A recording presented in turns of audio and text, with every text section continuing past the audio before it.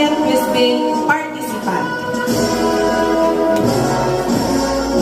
Third, Erbil C. Valderrama.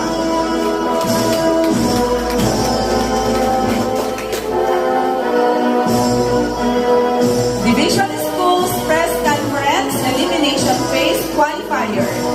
Division Schools Press Conference News Writing Filipino, 7th place. Collaborative Desktop Publishing, 3rd place Best Sports Page.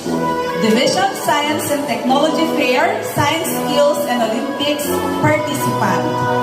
DICT TechQuest Robotics participant.